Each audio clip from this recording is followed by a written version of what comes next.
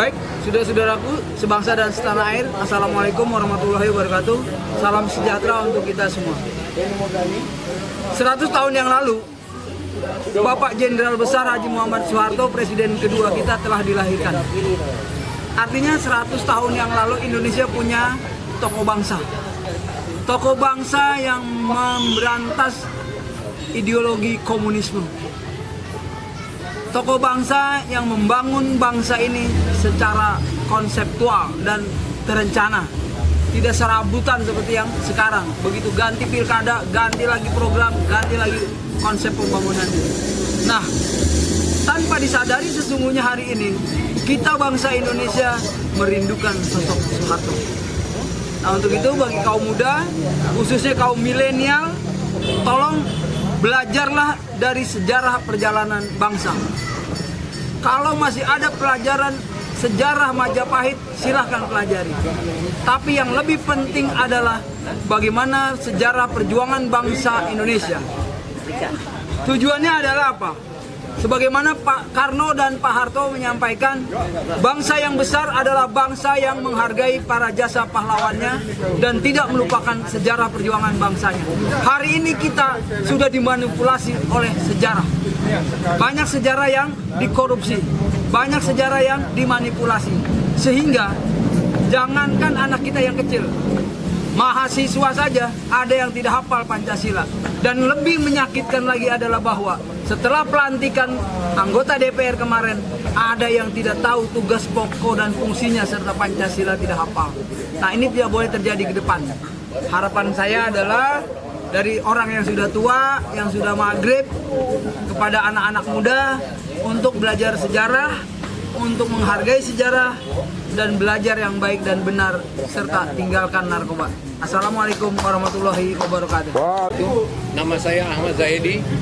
Saya putra dari Brigjen TNI Purnawirawan almarhum Muhammad Haji dan cucu dari Tunku Muhammad Daud Bre, tokoh Aceh yang pernah berseberangan dengan Pak Harto.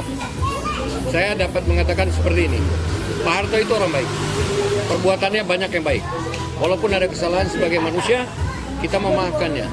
Tapi peninggalan beliau sudah layak untuk dijadikan bahwa beliau sebagai seorang pahlawan. Walaupun di sana sini masih banyak orang yang mengatakan beliau tidak pantas.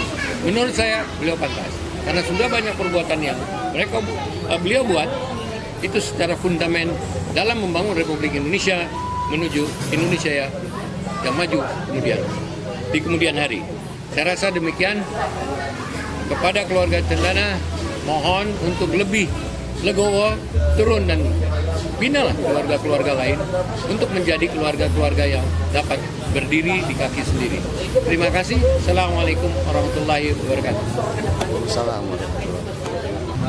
Assalamualaikum warahmatullahi wabarakatuh. Saya harus mengakui dengan sejujurnya bahwa Bapak Besar Panglima Besar Soeharto adalah benar-benar seorang penegak hukum yang benar-benar tidak ada duanya dari seluruh presiden yang ada. Pak Harto adalah yang benar-benar menciptakan hukum berlaku di Indonesia ini. Dan Bapak Soeharto adalah orang yang pertama kali yang mengatakan dia tidak mau investasi luar, harus memberdayakan budaya rakyat, keekonomian rakyat sendiri.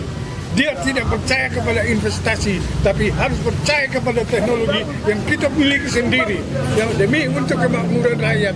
Itulah Pak Harto yang sangat saya kagumi, dan benar-benar dia adalah pahlawan bagi saya, pahlawan bagi seluruh bangsa Indonesia. Mudah-mudahan semua kehendak kita bisa mencapai kesejahteraan kita bersama. Amin ya Rabbil Alamin. Alhamdulillah Rabbil Alamin. Terima kasih. Bismillahirrahmanirrahim. Assalamualaikum warahmatullahi wabarakatuh. Shalom. Salam sejahtera untuk kita semua. Om Swastiastu, Namo Buddhaya. Yang pertama-tama, hari ini kita berkumpul di tempat yang insya Allah mulia ini untuk mengingat kembali perjuangan panjang Haji Muhammad Soeharto. Yang pertama, kami melihat bahwa ada kegandrungan masa lalu yang ingin diimplementasikan ke masa kini. Ada persoalan 32 tahun pemerintahan Soeharto menjadi polemik yang sangat dahsyat. Tetapi ada juga kerinduan-kerinduan kebijakan-kebijakan yang harus diimplementasikan pada kondisi saat ini. Kita tahu situasi objektif bangsa ini dalam proses pasca reformasi selama 22 tahun. Ingat, reformasi tidak salah. Kalau masih ada kekurangan di sana-sini, iya. Disitulah kita harus memperbaiki reformasinya. Banyak juga beberapa teman-teman, kelompok, dan lain-lain yang menikmati hasil reformasi saat ini. Yang kedua, persoalan bangsa ini hanya satu. Bagaimana kita membangkitkan kembali gairah, rasa nasionalisme kita, rasa patriotisme kita untuk menuju Indonesia yang lebih baik. Yang kedua, di hari ulang tahun Haji Muhammad Soeharto, saya ingin mengatakan seperti ini. Satu, secara objektif, proklamator cuma satu, yaitu Insinyur Soekarno. Yang kedua, Bapak Pembangunan cuma satu, yaitu Soeharto. Seorang teknokrat hanya satu, yaitu B.J. Habibie. Seorang ulama hanya satu, yaitu Gus Dur atau Kiai Haji Abdurrahman Wahid. Dari kancah militer yang menyelesaikan 2 periodenya pemerintahan, yaitu Susilo Bambang Yudhoyono, dan hari ini yang sedang berkuasa adalah Insinyur Joko Widodo. Artinya kami menginginkan semua presiden di Republik ini harus mendapatkan gelar pahlawan. Adanya konflik tentang bagaimana mencapai secara legalitas untuk diakui dalam catatan arsip negara untuk menjadikan pahlawan. Saya ingin berpesan satu, suka tidak suka, mau tidak mau, banyak yang menginginkan Soeharto menjadi pahlawan, dan banyak juga yang menginginkan Soeharto tidak menjadi pahlawan. Tapi saya ingin meyakinkan Soeharto di mata pendukungnya adalah Bapak Pembangunan.